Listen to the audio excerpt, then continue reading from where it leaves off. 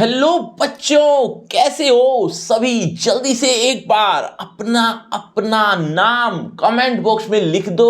देखना चाहता हूं कितने बच्चे इस वीडियो को देखने वाले हैं। तो जल्दी से हमारे साथ जुड़ जाइए, अपने यारों दोस्तों को बुला लीजिए। क्यों? क्योंकि आज एक बहुत अच्छा चैप्टर नाम राम लक्ष्मण परशुराम संवाद होने वाला है। तो देर किस चीज की, करते हैं शुरू। नमस्ते, मेरा नाम आशीष है। देखो बच्चों, राम लक्ष्मण परशुराम संवाद जो कि आपके लिए एक इंपॉर्टेंट चैप्टर है, इसको आज हम करने वाले हैं सॉल्व, या यूं कहें कि लाइन बाय लाइन एक्सप्लेनेशन, या यूं कहें वर्ड टू वर्ड एक्सप्लेनेशन, यानी एक एक वर्ड का अर्थ आपको समझा देंगे। तो इसके लिए बस हमारे साथ जुड़ना होगा, वो भी एंड तक। तो करते हैं बिना किसी की देरी के शुरू। देखो, राम लक्ष्मण परशुराम संवाद, ये आप सभी जानते हैं ये क्या चीज है और ये कैसा संवाद है। शायद कुछ बच्चे होंगे कि शायद जिन्होंने थोड़ा कम पढ़ा होगा इस बारे में, तो उनको थोड़ा सा बता देता हूँ, बेसिक बता देता हूँ, ज़्यादा डिटेल में नहीं जाएंगे क्योंकि पूरी बड़ी रामायण है। उस रामायण को गाते हुए, रामायण को सुनाते हुए तो काफ़ी टाइम हो जाएगा, इसलिए बहुत ज़्यादा बातें नहीं करेंगे इसके बारे में। बस चैप्टर पर फोकस करेंगे और एक एक शब्द को समझा देंगे। देख लीजिएगा। देखो, राम लक्ष्मण परशुराम संवाद ये लिखी किसने है? ये तुलसीदास जी ने लिखी है। तुलसीदास जी ने अवधी भाषा में लिखी है। अवधी भाषा लिख देता हूं। ये अवधी भाषा होती है एक, जो आपको पता भी होगी, लेकिन नहीं भी पता तो आप देख ही रहे हैं सामने। ये अवधी भाषा कहलाती है। इस अवधी भाषा में, ध्यान से सुनो, इस अवधी भाषा का एक एक अर्थ अगर नहीं जान पाए तो आपको ये कविता समझ में नहीं आएगी, या इसकी व्याख्या आप नहीं कर पाओगे। इसीलिए एक एक शब्द की व्याख्या भी जरूरी है। चलिए, राम लक्ष्मण परशुराम संवाद जैसा कि मैं बता ही चुका हूं, जिसको लिखा है किसने? तुलसीदास जी ने। तुलसीदास जी ने एक बहुत बड़ा ग्रंथ लिखा था, नाम है राम चरित। एक सेकेंड बच्चों, एक सेकेंड, गलती हो गई थी। देखो, तुलसीदास जी ने एक बहुत बड़ा ग्रंथ रामचरित मानस ये लिखा था। ये बहुत बड़े ग्रंथ का नाम है, बहुत बड़ी बुक है एक तरह की। तो इस बुक के काफी काफी काफी सारे पैराग्राफ्स में से कुछ आपके पैराग्राफ्स उठाकर आपके सिलेबस में रख दिए हैं। Same as it is Ramcharitmanas में यही पैराग्राफ्स लिखे हुए हैं। लेकिन रामचरितमानस तो बहुत बहुत बड़ा ग्रंथ है, लेकिन आपके सिलेबस में बहुत बड़ा ग्रंथ नहीं आया है। बस मात्र 3 पैराग्राफ्स हैं जो कि थोड़े बड़े बड़े हैं, लेकिन आ जाएंगे, आराम से आ जाएंगे। ठीक है। अब तुलसीदास जी ने जो रामचरितमानस लिखा है, इसमें जो 3 पैराग्राफ्स आपके सिलेबस में रख दिए हैं, उसको आज हम पढ़ने वाले हैं। अब रामचरितमानस का तो बहुत बड़ा ग्रंथ है, तो वहां से तो शुरू से, यानी रामचरितमानस में तो शुरू से ही बात की जा रही है राम जी के बारे में, उनके बचपन के बारे में, और उससे भी पहले जो राजा दशरथ है उनके भी पहले, मतलब ये सारी कहानी पूरे रामचरितमानस में लिखी गई है। लेकिन अब हुआ क्या कि आपके सिलेबस में थोड़ा बीच में से आया हुआ है, तो आपको थोड़ा सा बता देता हूं शुरुआत में क्या हुआ है, और फिर हम यहां से शुरू कर देंगे जहां से आपका पैराग्राफ शुरू हो चुका है। ठीक है। देखो, रामचरितमानस में पहले तो राम जी के बारे में, जो उनका बचपन बीता, उसके बाद उनकी किशोरावस्था, उसके बाद उन्होंने गुरु धारण किया, उन्होंने शिक्षा धारण की, उन्होंने पता नहीं क्या क्या जो अपने जीवन में A to Z क्रिया किए हैं, गतिविधियां की हैं, वो सारी A to Z आपको रामचरितमानस में देखने को मिल जाएंगी। उसमें से मैं आपको कुछ ये बता देता हूं कि रामचरितमानस में, या यूं कहें कि रामायण में, एक स्वयंवर हुआ। उस स्वयंवर में, यानी जो सीता जी का स्वयंवर था, उस स्वयंवर में राम जी अपने गुरु के साथ पहुंचे थे। गुरु को शायद ये बातें पता थी। राम जी, लक्ष्मण जी हालांकि थे तो भगवान ही, तो शायद उनको भी पता ही होगी अंदर से तो, लेकिन वो जाहिरा तौर पर जाहिर नहीं किया। क्या कि उनको नहीं पता कि वो कहाँ जा रहे हैं, लेकिन उनके गुरु उनको साथ ले गए स्वयंवर में दिखाने के लिए, जैसे बच्चों को मेला दिखाने ले जाते हैं ना, ठीक वैसे ही। तो वो मेला देखने टाइप सा ही गए थे, उनको नहीं पता था कि क्या होगा, क्या है वहाँ। तो सभी दरबार में बैठे हुए थे, राजा जनक का दरबार था, उस दरबार में सभी राजा महाराजा बैठे हुए हैं। इसके पश्चात राजा जनक ने एक अनाउंसमेंट की। क्या अनाउंसमेंट थी? कि जो भी इस धनुष को उठा देगा वो मेरी बेटी सीता से विवाह रचेगा। अब उसी पर्पस के लिए सभी राजा महाराजा आए हुए थे, क्योंकि अनाउंसमेंट पहले ही हो चुकी थी। वहां जब धनुष को देखा गया, काफी अच्छा धनुष था, बड़ा धनुष था, शिव का धनुष था। तो अब स्थिति ये हुई कि एक एक राजा वहां अपने सिंहासन से उठे, एक एक करके उस धनुष को उठाने की कोशिश की। अब उठाने की कोशिश की तो नहीं उठा, एक एक करके सब हार गए। गुरु जो राम जी के थे, उन्होंने राम को आदेश दिया कि जाओ धनुष उठाओ। उन्होंने धनुष उठाया, अपनी गुरु की आज्ञा का पालन किया, और धनुष उठाया ही नहीं बल्कि धनुष को तोड़ भी दिया।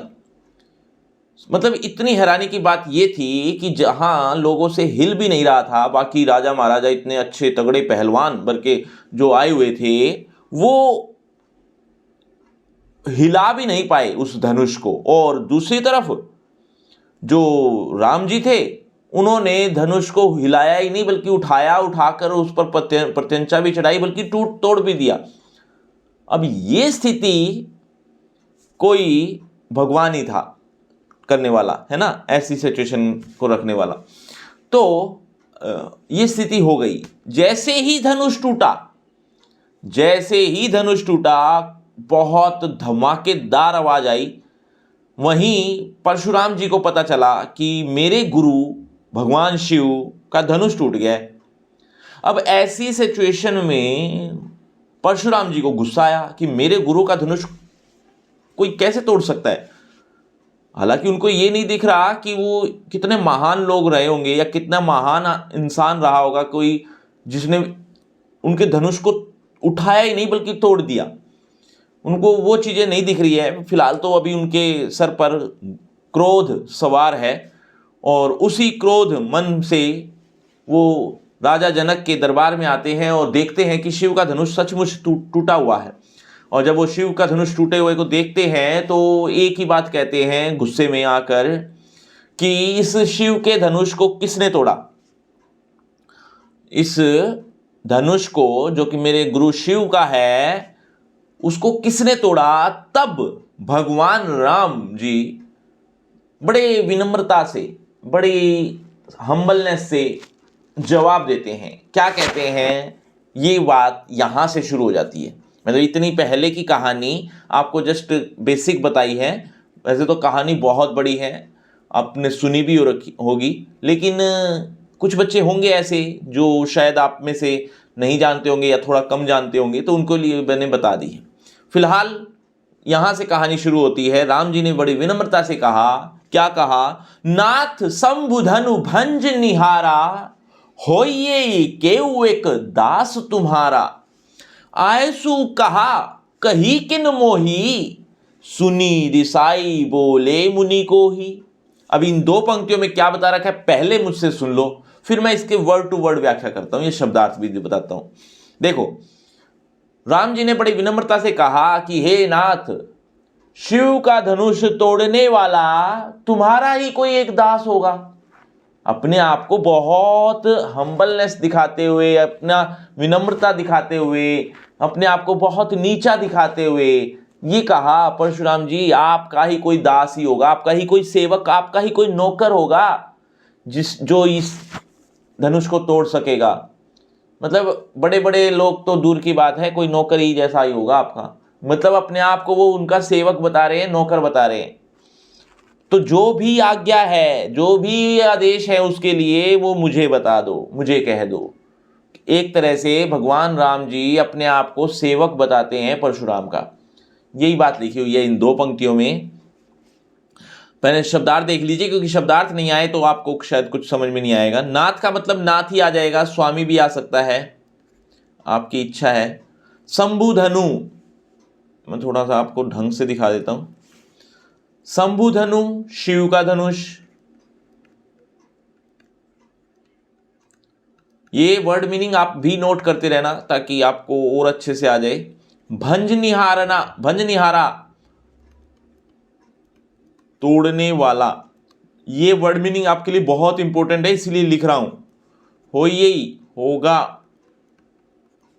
केऊ कोई, एक दास तुम्हारा, ये आपको पता ही है, दास वैसे सेवक कह सकते हो आप इसको। आयसु आज्ञा, कहा क्या, कही कहे कहिए, किन क्यों, मोही मुझे, सुनी सुनकर, रिसाई का मतलब होता है क्रोध, बोले मुनि का मुनि, कोही कोही, कोही का मतलब क्रोधी। अब ये मुनि यहां पर परशुराम जी हैं, ठीक है, तो उनको मुनि कहा है। देखो अब व्याख्या आपको और अच्छे समझ में आ जाएगी। देखो, हे नाथ, हे स्वामी, अब ये भगवान राम जी कह रहे हैं, क्या कहते हैं राम जी कि हे स्वामी, शिव का धनुष भंज निहारा यानी तोड़ने वाला, हो ये केऊ एक दास तुम्हारा, कोई तुम्हारा एक दास ही होगा, कोई एक सेवक ही होगा। आयसु कहा, क्या आज्ञा है, कही किन मोई, मुझे क्यों नहीं कहते। समझ में आया? क्या कहा कि हे स्वामी, शिव का धनुष तोड़ने वाला कोई तुम्हारा दास ही होगा, क्या आज्ञा है, मुझे क्यों नहीं कहते, मुझे कह दीजिए। लेकिन ये बात जब सुनी परशुराम जी ने, तो परशुराम क्रोध में होकर बोले, पहले से क्रोधित तो थे ही और उनका स्वभाव भी क्रोध वाला ही है, तो क्रोधी मुनि क्रोध में होकर बोले, यही बात लिखी हुई है, सुनी, यह सुनकर क्रोध में बोले। परशुराम जी क्रोधी है ना, क्रोधी मुनि क्रोध में होकर बोले, क्या बोले, वो आगे की दो पंक्तियों में लिखा हुआ है, ध्यान से देखना। कहते हैं, सेवकू सो जो करे सेवकाई, हरि करनी करी करी लड़ाई, सुनाऊ राम जे ही शिव धनु तोरा, सहस बाहु सम सो रिपु मोरा।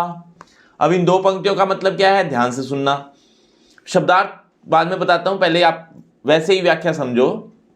परशुराम जी बोले क्रोध में, कहते हैं सेवक तो वो होता है जो सेवा करे, जो दुश्मनी का काम करते हैं उसके साथ तो लड़ाई करनी चाहिए।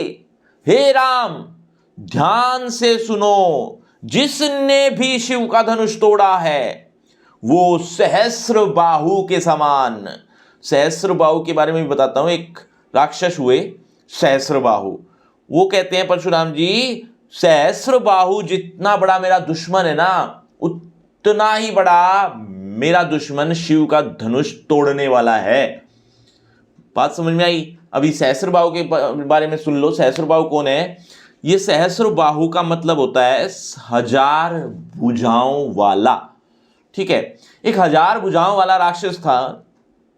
उन्होंने अब परशुराम के पिता से दुश्मनी ले ली। एक कामधेनु गाय हुआ करती, मैं आपको पूरी कहानी तो नहीं बता पाऊंगा। एक कामधेनु गाय हुआ करती थी, किसके पास? जमदग्नि के पास। जमदग्नि कौन थे? परशुराम जी के पिता।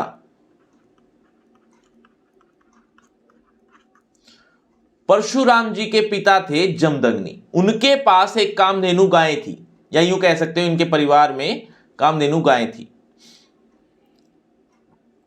अब कामधेनु गाय को लेने आ गया सहस्र बाहु। ये एक ऐसी गाय थी जो हर एक इच्छा पूरी करती थी। कैसी भी इच्छा हो वो हर एक इच्छा पूरी कर देती थी। किसकी? जो भी मांगे उसके सामने वो सब इच्छा पूरी। सहस्त्रबाहु को ये बात पता चली। सहस्त्रबाहु इसके पास आए और कामधेनु की मांग की जमदग्नि से कि मुझे तुम्हारी ये कामधेनु गाय चाहिए। तो अब जमदग्नि क्यों दे? ऐसा क्या रिश्ता है इनका? तो जमदग्नि ने मना कर दिया। सहस्त्रबाहु ने क्या किया? सहस्त्रबाहु ने जबरदस्ती इस गाय को उठा लिया।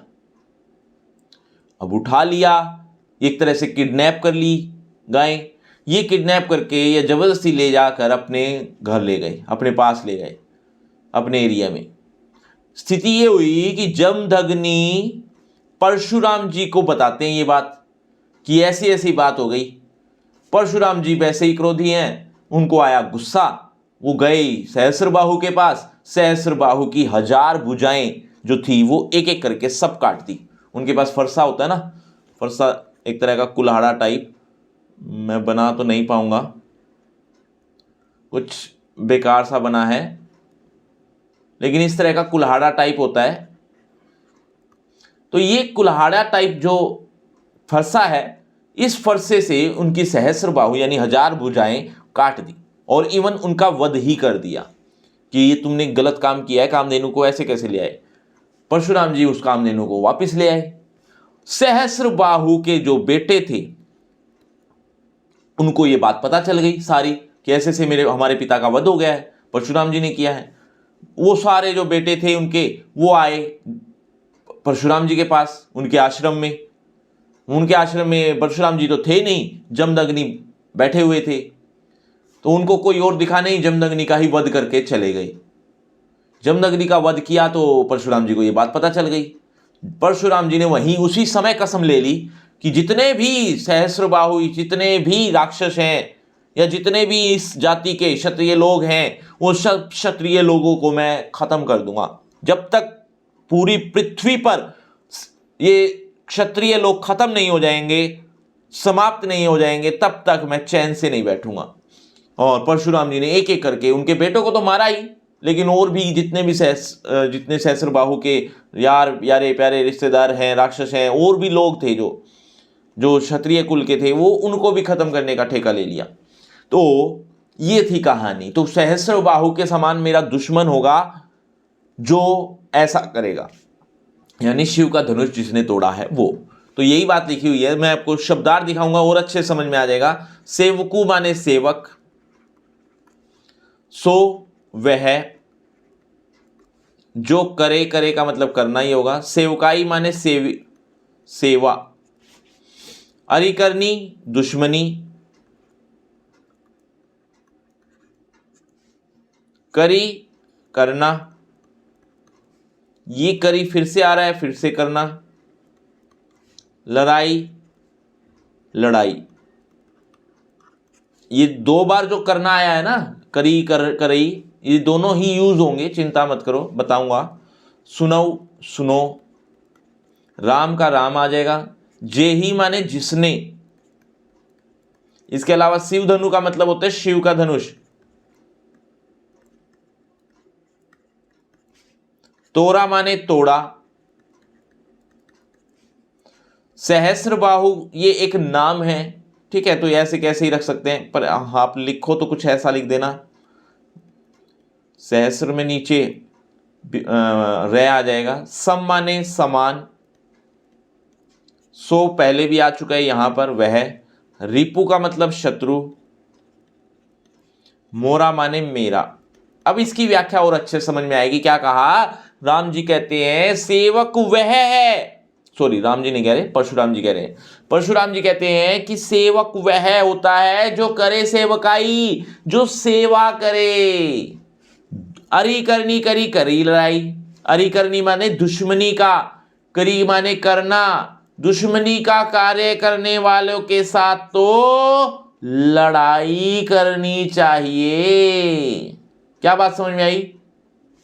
सेवक तो वह है जो सेवा करे, दुश्मनी का काम करने वाले के साथ तो लड़ाई करनी चाहिए। क्या बात समझ में आई? आगे लिखा है, सुनो राम, श्री राम सुनो, जे ही शिव धनु तोड़ा, जिसने भी शिव का धनुष तोड़ा है, सहस्र बाहु समसो रिपु मोरा, सहस्र बाहु के समान वह मेरा शत्रु है। देखो कैसे एक एक वर्ड की व्याख्या एज इट इज लिखी गई है। कोई खास आपको दिमाग नहीं लगाना, बस शब्दार्थ सोल्व होने चाहिए, उसके बाद आपको दिमाग लगाने की जरूरत नहीं है। क्लियर? क्या समझ में आया? एक बार जल्दी से क्विक रिवीजन करवा देता हूं। सेवक तो वह होता है जो सेवा करे, जो दुश्मनी का काम करते हैं उसके साथ तो लड़ाई करनी चाहिए। सुनो राम, जिसने भी शिव का धनुष तोड़ा वो सहस्र बाहु के समान मेरा शत्रु है। आगे बढ़ते हैं।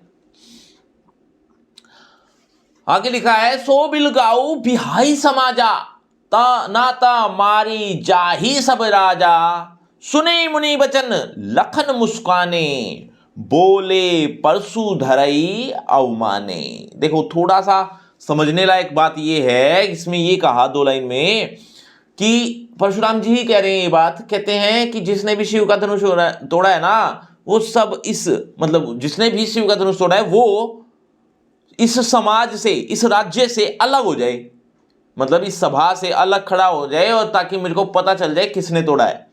अगर मुझे नहीं पता चला या कोई वो नहीं होता है अलग खड़ा, या इंडिकेट नहीं करता है, संकेत नहीं देता है कि ये मैंने तोड़ा है, तो मुझे इतना जरूर पता है कि इन्हीं में से, ये जितने भी राजा लोग बैठे हैं ना इस राज्य में, इस सभा में, इनमें से ही किसी ने तोड़ा है, तो मैं सारे राजाओं को मार दूंगा, तो वो अपने आप ही मर जाएगा, बस निर्दोष लोग भी मरेंगे।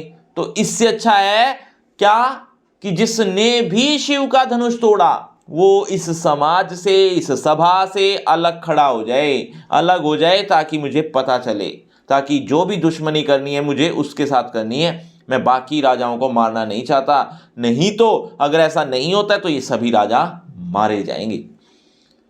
ये बात सुनकर लक्ष्मण मुस्कुराने लगे, क्योंकि लक्ष्मण जी भी तो पास ही खड़े हैं। वो मुस्कुराने लगे, अब उनसे रहा नहीं गया।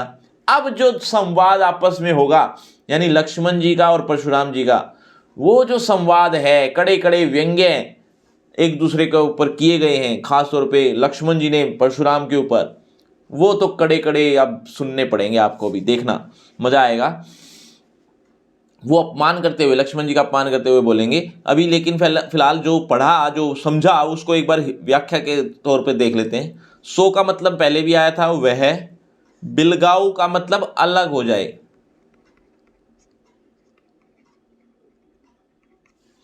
बिहाई माने छोड़कर।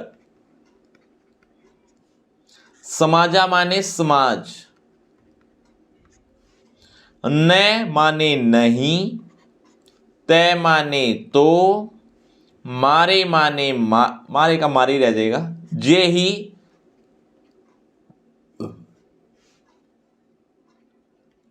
जय का मतलब जाएंगे सब राजा, बाकी तो आपको पता ही इनमें से।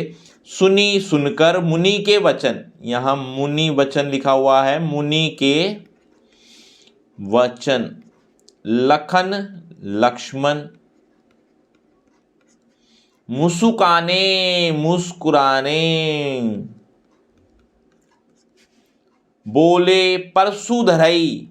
परसुधरई का मतलब होता है फरसा धारण करने वाला। अब ये फरसा धारण करने वाला कौन है? यहां परशुराम जी हैं। एक सेकंड, ये परशुराम जी हैं, ठीक है। तो परशुधरई को इन शॉर्ट परशुराम जी कहा है। अवमाने का मतलब अपमान करते हुए।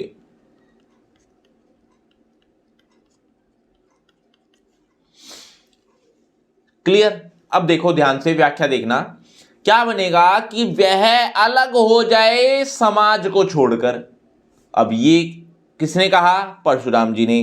कहते हैं कि जिसने भी शिव का धनुष तोड़ा है, ऊपर वाली लाइन में आया था ना कि जिसने भी शिव का धनुष तोड़ा है वो इस समाज को छोड़कर अलग हो जाए। समाज या कह लो, सभा कह लो, आपकी इच्छा है। ना ता मारी जाही सब राजा, नहीं तो सारे राजा, ये सब राजा मारे जाएंगे। सुनी मुनि बचन लखन मुस्काने, लक्ष्मण जी मुस्कुराते हुए मुनि के वचन सुनकर, मुनि के मतलब परशुराम जी के, मुनि के वचन सुनकर लक्ष्मण जी मुस्कुराने लगे, कहने लगे, बोले परशुधरई माने, बोले फरसा धारण करने वाले, यानी परशुराम जी का अपमान करते हुए। यानी अब लक्ष्मण जी बोल रहे हैं, लक्ष्मण जी फरसा धारण करने वाले का अपमान करते हुए बोले। क्या बोले वो आगे लिखा हुआ है, ध्यान से सुनना। कहते हैं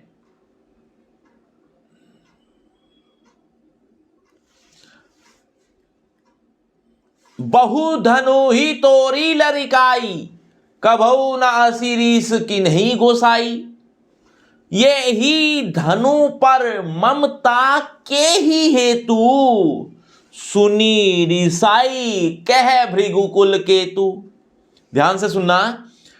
अब यहां इन दो पंक्तियों में क्या बता रखा है पहले वो सुन लो। बहुत से धनुष तोड़े हैं, किसने? बचपन में। लक्ष्मण जी ये बात कह रहे हैं, कहते हैं हमने बचपन में ना, हम जब छोटे थे, हालांकि अभी भी छोटे ही हैं वो, लेकिन इतनी उम्र नहीं, और भी ज्यादा छोटे की बात कर रहे हैं वो, कि बचपन में हमने बहुत से धनुष तोड़े, कभी भी ऐसी रीस किसी ने नहीं दिखाई, मतलब ऐसी ममता किसी भी ब्राह्मण ने नहीं की। हमने बचपन में भी तो बहुत से धनुष तोड़े, तब तो किसी ब्राह्मण ने ऐसी ममता नहीं दिखाई जितनी अब दिखा रहे हो। मतलब अब ऐसा इस धनुष में ऐसा क्या था? हमने तो बचपन में बहुत से छोटे छोटे धनुष तोड़े, ये तो और छोटा था। ऐसा उन्होंने बात को बढ़ा चढ़ाकर कहा, व्यंग्य करते हुए कहा। तो कहने का मतलब लक्ष्मण जी ये कहना इसलिए चाह रहे थे कि ताकि उसको ये बात चुभे, परशुराम जी को ये बात चुभ जाए। एक तरह का व्यंग्य कर रहे थे, जानबूझ के चिढ़ा रहे थे, कह रहे थे कि इसी धनुष पर इतनी ममता किस लिए, और भी तो धनुष तोड़े हैं। अब ये बात सुनकर परशुराम जी गुस्सा ना हो, ऐसा हो सकता है? परशुराम जी तो फुल मूड में थे और इतने गुस्से में थे, क्योंकि पहले से ही वो क्रोधी हैं, और ज्यादा क्रोध दिलवा दिया उन्होंने लक्ष्मण जी ने। तो यही बात लिखी हुई है, मैं शब्दार्थ दिखा देता हूं। देखो, बहु का मतलब बहुत, धनु ही मतलब धनुष, तोरी तोड़े, लरिकाई लड़कपन में। लड़कपन नहीं समझते हो तो बचपन लिख सकते हो आप इसको, बचपन में। कबहू कभी भी, ने माने नहीं, असी ऐसी, रीस, रीस का रीस ही आ जाएगा, या ममता कह सकते हो, मोह कह सकते हो, कि नहीं किसी, और गोसाई का मतलब होता है ब्राह्मण। मैंने ठीक लिख दिया। देखो, ब्राह्मण क्यों कहा? ब्राह्मण है ना वो परशुराम जी, इसीलिए कहा। ये ही इसी धनु, धनुष, ममता का ममता ही आ जाएगा, या फिर मोह भी लिख सकते हो, एक ही बात है। के ही, किस, और हेतु लिए, इसका इकट्ठा बन जाएगा किस लिए। ठीक है, ये दोनों इकट्ठे आ जाएंगे। सुनी सुनकर, रिसाई क्रोध, कह कहना, भृगुकुल केतु। अब ध्यान से सुनो, जब जब ये जो शब्द है ना, ये शब्द आ जाए जहां जहां भी ये शब्द आ जाए, भृगु का मतलब आ जाए, भृगु शब्द नहीं समझ में आ रहा हो या भृगु शब्द देखने को इस कविता में कहीं पर भी मिल जाए ना, तो आप समझ जाना ये परशुराम को कहा गया है। यहां परशुराम जी को ही बात की जा रही है, ये परशुराम जी ही हैं, मतलब भृगुकुल केतु का मतलब परशुराम जी। समझ आ गई? क्या कहा है कि अब ये क्यों कहा है, दरअसल भृगु का मतलब क्या है, भृगु उनके वंशज रहे हैं, मतलब दादा परदादा परदादा से भी पहले के लोग उनको कहते हैं वंशज। तो वो वंशज रहे हैं पुराने उनके, तो भृगु बड़े प्रसिद्ध थे, तो इसीलिए कहा उनको कि भृगु कुल के केतु, केतु माने ध्वज और कुल माने परिवार। तो भृगु परिवार के जो ध्वज कौन हुए, परशुराम जी, क्योंकि वहां पर तो भृगु वंशज के वही खड़े हैं ना। तो परशुराम जी का नाम लेने की बजाय तुलसीदास जी ने भृगुकुल केतु लिख दिया। तो मैं इसीलिए आपको एक बात बता रहा हूं कि भृगु शब्द जहां पर भी देख लो वहां परशुराम जी के लिए ही आया हुआ है, ये समझ जाना। इस कविता में तो ऐसा ही है, ठीक है। तो क्या कहा, अब इसकी व्याख्या देखो कि बहुत से धनुष तोड़े हैं लड़कपन में, यानी बचपन में हमने ऐसे छोटे छोटे बड़े धनुष तोड़े, कभी भी ऐसा रीस ऐसा मोह किसी ब्राह्मण ने नहीं किया। तब तो कभी भी किसी ब्राह्मण ने ऐसा मोह नहीं दिखाया जब हमने पहले बचपन में बड़े धनुष तोड़े। ये ही धनु पर ममता के ही हेतु, इसी धनुष पर ये ममता किस लिए दिखा रहे हो, बात समझ में आई?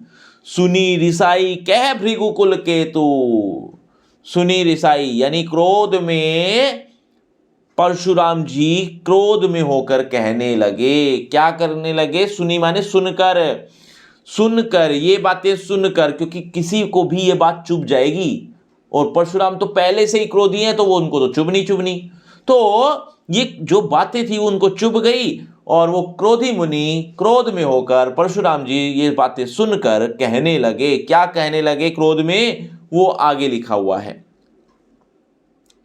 कहते हैं क्रोध में परशुराम जी कहते हैं कि रे बालक काल बस बोलत तो ही ना संभार, धनु ही सम त्रिपुरारी धनु विदित सकल संसार। अब इसमें दो पंक्तियों में परशुराम जी कहते हैं कि हे राजा के बालक, काल वश बोलत, काल के वश में बोल रहा है, अर्थात मृत्यु के वश में तेरे शब्द निकल रहे हैं, क्योंकि नजदीक है तेरी मृत्यु, इसीलिए तेरे शब्द निकल रहे हैं। मृत्यु के वश में होकर बोल रहा है।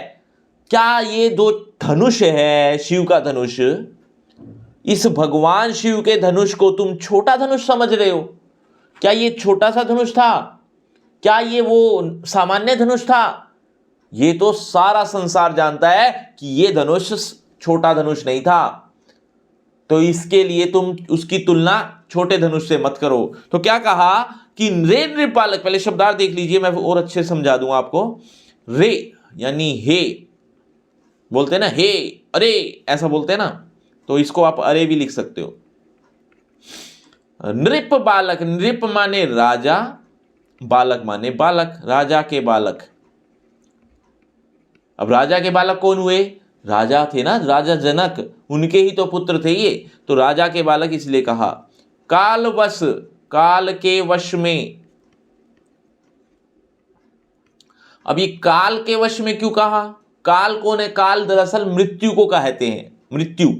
तो मृत्यु के वश में होकर बोलत बोल रहा है, तो ही तुझे, न माने हर बार आता रहता है नहीं, और संभाल का मतलब होता है संभाल, तुझे अपनी संभाल ही नहीं है, तू तो काल के वश में बोल रहा है। हे राजा के बालक, तुझे अपनी संभाल नहीं है, तू तो काल के वश में बोल रहा है।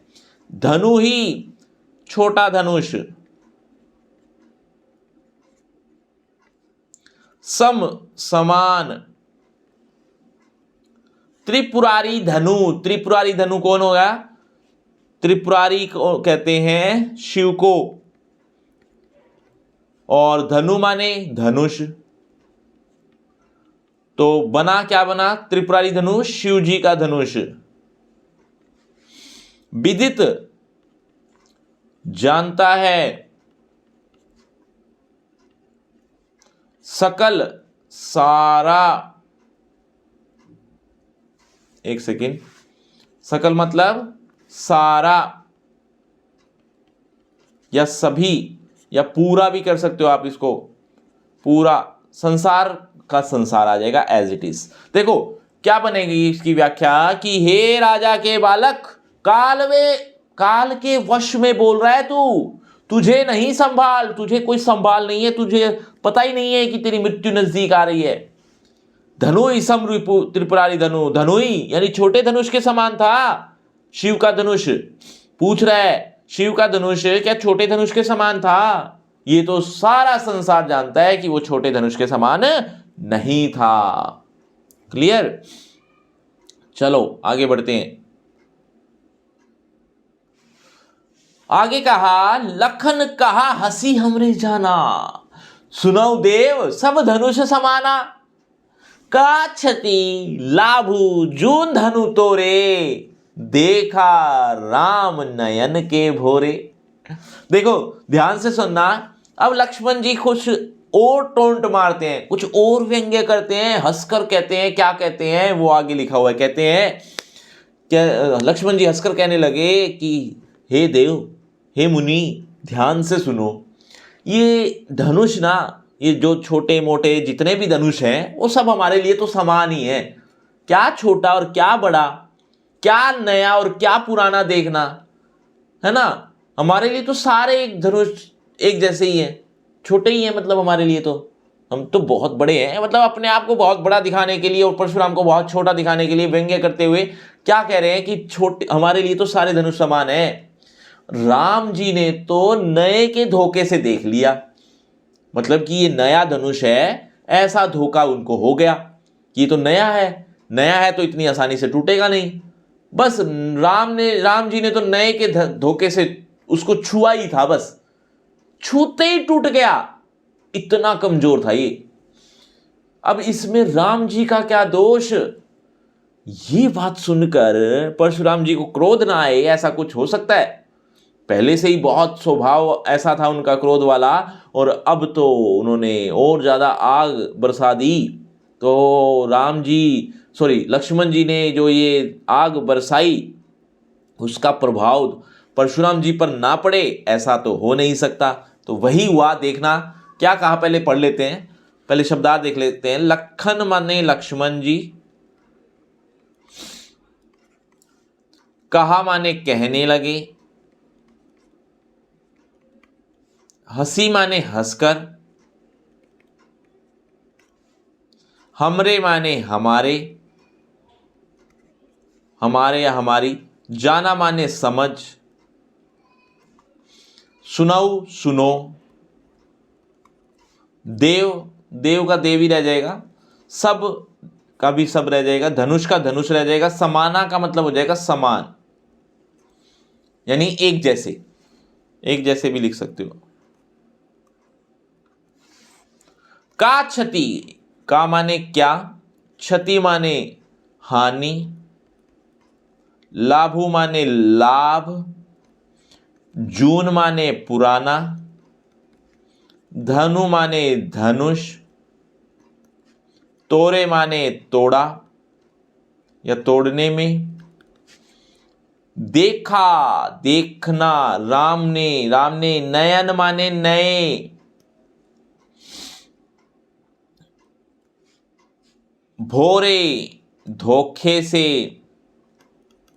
ये भी अधूरी है लाइन, आगे भी आएगी 2 लाइनें उसके साथ जुड़ेगी ये, लेकिन फिलहाल इतना पढ़ेंगे, इतना समझते हैं। क्या कहते हैं? कहते हैं लक्ष्मण जी कहने लगे हंसी हंसकर, मतलब एक तो सामने वाला वैसे ही क्रोधित, ऊपर से लक्ष्मण जी हंसने लग जाएं तो क्रोध तो और ज्यादा हो जाएगा। और कुछ बातें ऐसी कह रहे हैं तो क्रोध के ऊपर क्रोध के ऊपर क्रोध के ऊपर क्रोध, मतलब इतना क्रोध हो गया है। अब आगे देखो क्या होता है कि लक्ष्मण कहने लगे हंसी हमरे जाना, लक्ष्मण जी हंसकर कहने लगे हमरी समझ में, यानी हमारी समझ में, हे देव सुनो सब धनुष समाना। सब धनुष समान हैं, एक जैसे हैं। समझ में आया? क्या कहा? एक बार फिर से देखो। लक्ष्मण जी कहने लगे, हंसकर कहने लगे, हे देव सुनो, हमारी समझ में तो सब धनुष समान हैं, एक जैसे हैं। का क्षति लाभु जून धनु तोरे, क्या तो हानि देखनी, क्या लाभ देखना। मतलब क्या हानि और क्या लाभ पुराने धनुष तोड़ने में, पुराने धनुष को तोड़ने में क्या तो लाभ देखना और क्या हानि देखनी। देखा राम नयन के भोरे, राम जी ने तो नए के धोखे से देख लिया। मतलब कि ये नया है, इस धोखे से देख लिया। लेकिन हुआ क्या? छुअत टूट रघुपति ने दोषु, छूते ही टूट गया, इसमें रघुपति का कोई दोष नहीं है। क्या लिखा है कि छुअत टूट रघुपति ने दोषु, मुनि बुनि काज करी कत रोसु। बोले चितई परसु की ओरा, रे सठ सुनई सुभाव ना मोरा। क्या लिखा? कहते हैं छुअत टूट गया, मतलब छूते ही टूट गया, इसमें भगवान राम का क्या दोष। हे मुनि, तुम तो बिना काज के ही करत रोसु, बिना कारण ही क्रोध कर रहे हो। बोले चितई परसु की ओरा। अब भगवान परशुराम भी, देखो परशुराम जी तो भगवान थे ना, तो परशुराम भगवान अब उस फरसे की ओर दिखाकर, यानी फरसे की ओर दिखाकर कि ये देखो कितना भयंकर फरसा है, और उस फरसे को दिखाकर कहने लगे कि क्या तुमने मेरा स्वभाव नहीं सुना। ये बात परशुराम जी कहने लगे। तो अब आगे ये जो बातें अभी पढ़ी हमने, एक बार जल्दी से एक बार व्याख्या करेंगे, लेकिन शब्दार्थ के साथ। पहले शब्दार्थ देख लीजिए। छुअत माने छूते ही, टूट माने टूट गया, रघुपति हूं, रघुपति, रघुपति किसको कहते हैं? भगवान श्री राम को। न माने नहीं, दोषु माने दोष, मुनि, मुनि का मुनि रह जाएगा, लेकिन ये मुनि किसको कहा है ये तो आप समझ गए ना, लिखनी पड़ेगी बार बार। परशुराम जी को। बिनु बिना, काज माने कार, काम कह सकते हो या कारण भी कह सकते हो, बिना कारण। करी कर रहे हो, कत क्यों, रोसु का मतलब रोष, क्रोध भी कह सकते हो आसान शब्दों में। बोले बोलने लगे, चितई ये बोलने लगे परशुराम। परशुराम जी क्या बोले? चितई देखकर, परसु फरसा, जो उनके पास फरसा है एक तरह का कुल्हाड़ा, उसको कहा है। की ओरा, की ओर, रे अरे, सठ दुष्ट, सुनहि सुना, सुभाव स्वभाव, ने नहीं, मोरा माने मेरा। ध्यान से सुन लिया?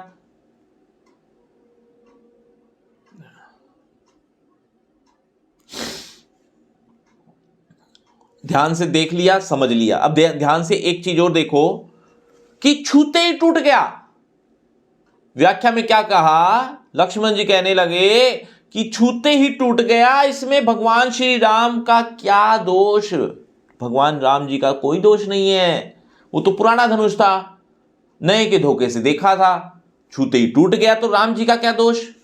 मुनि बिनु काज करई करत रोसु। हे मुनि, बिना कारण तुम क्यों रोष कर रहे हो, क्यों क्रोध कर रहे हो, क्यों गुस्सा दिखा रहे हो?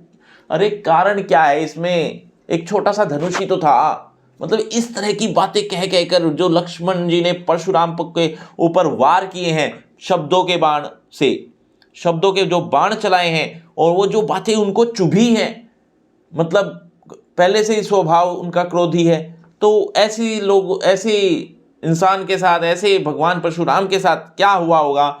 खैर, बोले चितई परसू की ओरा, बोलने लगे देखकर फरसे की ओर, फरसे की ओर देखकर बोलने लगे। क्या बोलने लगे, रे दुष्ट सुनाऊ स्वभाव ने मोरा, क्या तुमने मेरा स्वभाव सुना नहीं, मतलब तुम मेरे स्वभाव को नहीं जानते हो क्या। फरसे की ओर दिखाकर, मतलब फरसे को देखकर कि डर जाओ मुझसे। तो हालांकि परशुराम जी बस बोल रहे हैं, कुछ करेंगे नहीं, या कर नहीं रहे हैं, तो अब लक्ष्मण जी और ज़्यादा उनको गुस्सा दिलाएंगे, देखना। क्या एक बार दोबारा व्याख्या कर देता हूँ, क्योंकि जल्दी जल्दी कर दी थी। क्या कहने लगे कि छूते ही टूट गया, रघुपति का दोष नहीं है। हे मुनि, तुम बिना कारण ही क्रोध कर रहे हो। परशु की ओर यानी फरसे की ओर देखकर बोले, कौन, परशुराम जी देखकर बोले कि रे दुष्ट, अरे दुष्ट, तुमने मेरा स्वभाव सुना, वो स्वभाव ने मोरा, मेरा स्वभाव नहीं सुना, मतलब मुझसे डरो, ये बात बोलकर कह रहे हैं। बालकु बोली बधौ नहीं तो ही, केवल मुनि जड़ जा नहीं मोई, बाल ब्रह्मचारी अति को ही, विश्व विदित क्षत्रिय कुल द्रोही। अब यहां पर ये दो पंक्तियों में ये बताया गया है कि बालक समझकर, मतलब परशुराम जी ये बात कह रहे हैं कि तुम बच्चे हो, और बालक समझकर मैं तुम्हारा वध नहीं कर रहा, कि तुम बच्चे हो, क्योंकि हम बच्चों का वध नहीं करते, तो तुम बच्चे हो, इसी बात को सोचकर मैं तुम्हारा वध नहीं कर रहा। क्या केवल तुम मुझे मूर्ख मुनि समझ रहे हो, कि मैं मूर्ख मुनि हूं। मैं तो बाल ब्रह्मचारी अत्यधिक क्रोधी हूं। यह बात गुस्से में होकर बोलने लगे, और सारा संसार जानता है कि मैं क्षत्रिय कुल का दुश्मन हूं। भगवान राम जी, भगवान लक्ष्मण जी, ये जो थे ना, ये भी क्षत्रिय कुल के थे, तो क्षत्रिय कुल के दुश्मन तो वो हमेशा ही रहे हैं। तो क्या कहा, ध्यान से सुनना, पहले शब्दार्थ देख लेते हैं, फिर और अच्छे समझ में आएगी। जो अभी व्याख्या समझाई है ना, वो एक बार शब्दार्थ के साथ देखेंगे। बालकु, बालक समझकर, बोली का मतलब हो गया बोलकर या समझकर, ठीक है। बधौ वध करना, नहीं माने नहीं करना, तो ही तुम्हारा,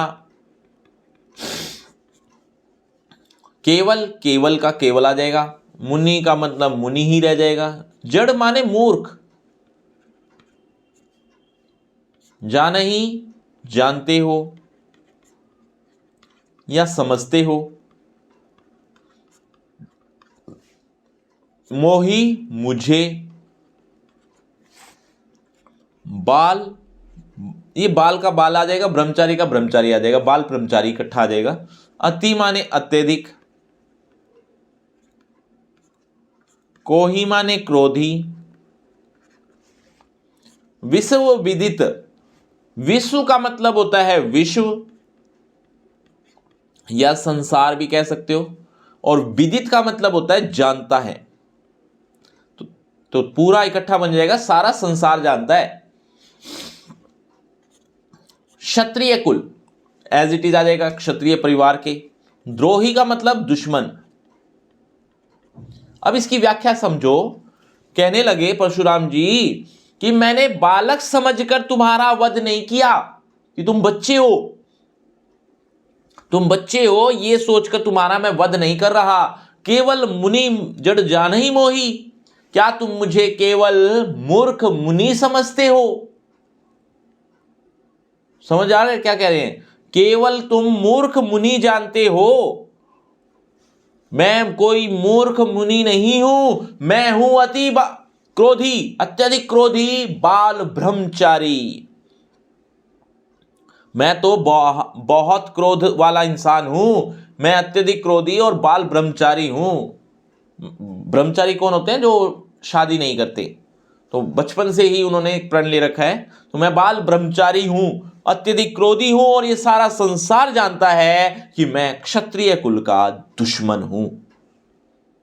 क्लियर है शायद।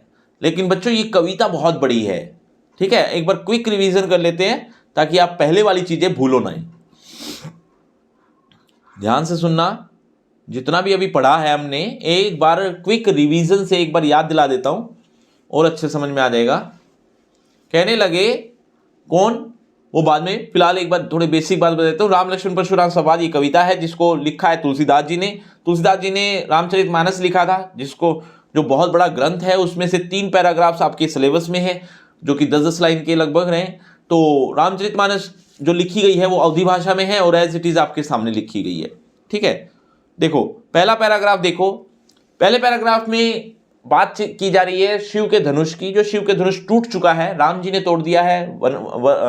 जो स्वयंवर हुआ था, उस स्वयंवर में भगवान श्री राम ने सीता के स्वयंवर में ये धनुष को तोड़ने वाला कारनामा किया। कारनामा का मतलब गजब का काम किया। अब ध्यान से सुनो आगे क्या हुआ। आगे परशुराम जी को ये बात पता चल गई। परशुराम जी आकर बोलते हैं कि ये शिव का धनुष तोड़ने वाला कौन है, पूछते। तो भगवान राम जी क्या विनम्र होकर बड़ी हम्बलनेस से जवाब देते हैं। लक्ष्मण जी थोड़े क्रोधी स्वभाव के थे, राम बड़े विनम्र स्वभाव के थे। तो कहने लगे, हे नाथ, हे स्वामी, शिव का धनुष को तोड़ने वाला तुम्हारा ही कोई दास होगा, जो भी आज्ञा है मुझे कह दीजिए। यही बात लिखी है। कहने लगे, नाथ शंभुधनु भजन निहारा, हे नाथ, हे स्वामी, शिव का धनुष तोड़ने वाला तुम्हारा ही कोई दास होगा, और जो भी आज्ञा है मुझे क्यों नहीं कहते, जो भी आज्ञा है मुझे कह दीजिए। ये बात सुनकर क्रोधी मुनि क्रोध में होकर बोले। क्या कहने लगे वो अगले 2 पंक्तियों में लिखा हुआ है। मैं आपको एक क्विक रिवीजन करवा रहा हूं, स्लोली तो मैं ऑलरेडी पढ़ा चुका हूं। चलिए, सेवक सो जो करे सेवकाई। सेवक तो वो होता है जो सेवा करे, लेकिन जो दुश्मनी का काम करता है उसके साथ तो लड़ाई करनी चाहिए। ऐसे लोगों के साथ तो लड़ाई करनी चाहिए जो दुश्मनी का काम करे। तो ये कोई अच्छा सेवा का काम थोड़ी किया है, शिव का धनुष तोड़ दिया, ये तो दुश्मनी का काम किया है। तो जो दुश्मनी का काम करे उसके साथ तो लड़ाई करनी चाहिए। सुनो राम, जिसने भी शिव का धनुष तोड़ा है वो सहस्र बाहु के समान मेरा शत्रु है। सहस्र बाहु की कहानी मैंने आपको बता दी थी। कामधेनु गाय और जमदग्नि, परशुराम जी, ये सारी चीजें मैंने आपको समझाई। इसके अलावा सो बिलगाऊ बिहाई समाजा। सो बिलगाऊ यानी वो अलग हो जाए समाज को छोड़कर, नहीं तो मारी जाही सब राजा, नहीं तो ये सारे राजा मारे जाएंगे। सुनी मुनि वचन लखन मुस्काने। ये बात सुनकर लक्ष्मण जी कहने लगे, मुस्कुराने लगे। लक्ष्मण जी मुनि के वचन सुनकर, परशुराम जी के वचन सुनकर मुस्कुराने लगे और फरसे को धारण करने वाले का अपमान करते हुए बोले। फरसे को धारण करने वाला कौन? परशुराम जी। परशुराम जी का अपमान करते हुए बोले। क्या बोले वो आगे लिखा हुआ है। कहने लगे, बहुधनु तोरी लदिकाई। बहुत से धनुष तोड़े हमने तो, इसी धनुष पर इतनी ममता किस लिए, क्यों दिखा रहे हो? ऐसे छोटे छोटे धनुष तो हमने बहुत से तोड़े हैं बचपन में, लेकिन किसी भी ब्राह्मण ने ऐसा मोह, ऐसा ममता, ऐसी ममता दिखाते हुए कोई भी नहीं आया है। तो इसी धनुष पर इतनी ममता किस लिए? हे राम, सॉरी राम नहीं, लक्ष्मण जी ये बात कह रहे हैं कि सुनी, ये बातें जितनी भी हमने पढ़ी हैं वो सब लक्ष्मण जी ने कही। सुनी रिसाई कह भृगुकुल केतु। ये बात सुनकर क्रोध में कहने लगे कौन? परशुराम जी। भृगुकुल के केतु, भृगुकुल के ध्वज यानी परशुराम जी क्रोध में कहने लगे। क्या कहने लगे वो आगे लिखा हुआ है। कहते हैं कि रे नृप बालक, काल बस बोलत, बोल तो ही न संभार। मतलब कहने का कि हे राजा के बालक, तू काल के वश में बोल रहा है, तुझे कोई संभाल नहीं है। धनु ही सम त्रिपुरारी धनु, विदित सकल संसार। ये तो सारा संसार जानता है कि शिव का धनुष को तोड़ने वाला, शिव के धनुष कोई छोटा धनुष नहीं है। क्या छोटे धनुष के समान था? ये तो सारा संसार जानता है कि ऐसा नहीं था। हे राजा के बालक, तू काल के वश में बोल रहा है, तुझे कोई संभाल नहीं है अपने आप की।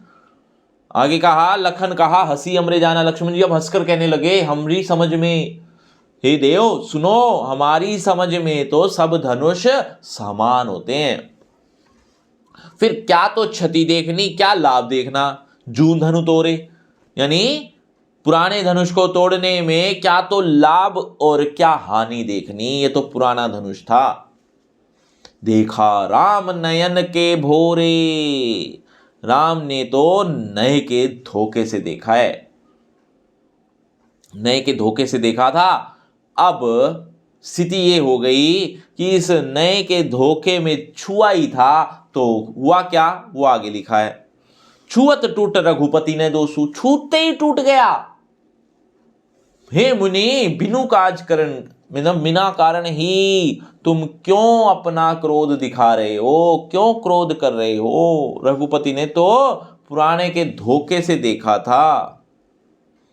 तो इसमें भगवान श्री राम का क्या दोष? यहां तक हो गए क्विक रिवीजन। बोले चितई परसू की ओरा, फरसे की ओर देखकर बोलने लगे। कौन बोलने लगे? लक्ष्मण जी की ये जो बातें हैं ना, सुनकर परशुराम जी बोलने लगे, रे सठ, हरे दुश्मन, हरे दुष्ट, सुना ही स्वभाव न मोरा, क्या तुमने मेरा स्वभाव सुना नहीं? मतलब वो डरा रहे थे ताकि लक्ष्मण जी डर जाए, लेकिन हुआ उल्टा। बालकू बोली बधऊ नहीं तो ही। अब परशुराम जी कह रहे हैं, कहते हैं कि बालक समझकर मैं तुम्हारा वध नहीं कर रहा। क्या केवल तुम मूर्ख मुनि ही जानते हो, मूर्ख मुनि ही समझते हो? मैं कोई मूर्ख मुनि नहीं हूं, मैं तो अत्यधिक क्रोधी बाल ब्रह्मचारी हूं, और सारा संसार जानता है कि मैं क्षत्रिय कुल का दुश्मन हूं। समझ में आया यहां तक? ये अभी तक जितना पढ़ाया है ये क्विक रिवीजन के साथ भी पढ़ा दिया, लेकिन लेकिन लेकिन अभी कविता और बाकी है। मैंने आपको शुरू में ही बताया था काफी बड़ी है, तो इसका सेकंड पार्ट भी आएगा बहुत जल्द, लेकिन कमेंट में आपको लिखना पड़ेगा सेकंड पार्ट।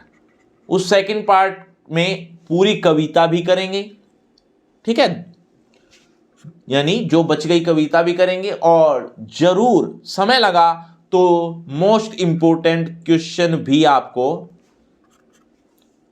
उसी पार्ट में दिखाएंगे, बताएंगे। तो इसके लिए आपको अगला पार्ट भी देखना होगा, उसके लिए कमेंट करना होगा। बहुत जल्द आपको सेकंड पार्ट भी देखने को मिल जाएगा। ये तो हुई एक बात, लेकिन दूसरी बात भी ध्यान से सुनना। एक बात ध्यान से सुनना, इंपॉर्टेंट बात है कि हिंदी की क्लासेस शुरू हो चुकी हैं इस चैनल पर, आपको पता ही लग गया होगा। अब ध्यान से सुनो, सिलेबस पूरा करना है तो आप ना सिर्फ लाइव क्लास के साथ जुड़ो, बल्कि आप हमारी स्पेशल क्लास के साथ भी जुड़ जाओ, जो कि अनअकैडमी की एप्लीकेशन पर आपको देखने को मिल जाएगी, ठीक है। तो अनअकैडमी की एप्लीकेशन पर जरूर जरूर आप जुड़ना, ताकि मेरी स्पेशल क्लास से भी आप जुड़ सको। तो उसके लिए करना क्या होगा, डिस्क्रिप्शन बॉक्स में जाइए या एप्लीकेशन को डाउनलोड कर लीजिए, वहां से आपको लिंक मिल जाएगा, ठीक है। दूसरी बात, लाइव क्लास भी चलती है यूट्यूब पर, उससे भी जुड़ रहे हो आप। और हर थर्सडे को एंड संडे को, ये 2 दिन और क्लास होती है मेरी यूट्यूब पर ही, तो वो उसके साथ भी जुड़ो बच्चों। थर्सडे को 8 PM और संडे को 10 PM, सॉरी AM, मॉर्निंग में 10 AM पर आपको लाइव क्लास देखने को मिलेंगी यूट्यूब पर ही, ठीक है। थर्सडे को भी, संडे को भी, और इसके अलावा भी कुछ क्लासेस होती रहती हैं। उसके लिए आपको इस चैनल को सब्सक्राइब करना होगा, अपडेट रहना पड़ेगा, ताकि आप हमारे साथ और ज़्यादा जुड़ सको। हिंदी की क्लासेस स्टार्ट हो चुकी हैं, सिलेबस कवर अप करवाना है मुझे, ताकि आपके एग्ज़ाम के लिए आप बिल्कुल अच्छे से प्रिपेयर हो सको। इवन सिलेबस ही कवर नहीं करवाना, अब आपके सैंपल पेपर भी शुरू हो रहे हैं, सैम्पल पेपर भी सॉल्व करवाना शुरू कर रहा हूँ और PYQ भी, उसकी भी सीरीज कुछ आ चुकी है, कुछ और आने वाली है। तो ये सारी चीज़ें एक साथ होनेंगी, तो आप उसके लिए हमारे साथ जुड़ना चाहेंगे तो जल्दी से जुड़ जाइए। इस चैनल को सब्सक्राइब कर लीजिए, नोटिफिकेशन ऑन कर लीजिए, अनअकैडमी के स्पेशल क्लास ज्वाइन कीजिए जो कि बिल्कुल फ्री है। A to Z आपको ये सारी क्लासेस स्पेशल क्लास की सब फ्री मिलेंगी, कोई पैसा कोई चार्जेस नहीं है। ठीक है, ये बात समझ में आ गई हो तो अब कमेंट बॉक्स में पार्ट 2 लिख दीजिए, क्योंकि पार्ट 2 तभी आएगा जब आप बहुत ज़्यादा कमेंट करोगे। ठीक है, मिलते हैं अगली क्लास में जल्दी ही, तब तक के लिए दीजिए इजाज़त। शुक्रिया, धन्यवाद, थैंक यू, गुड नाइट, शब खैर, बाय बाय बच्चों।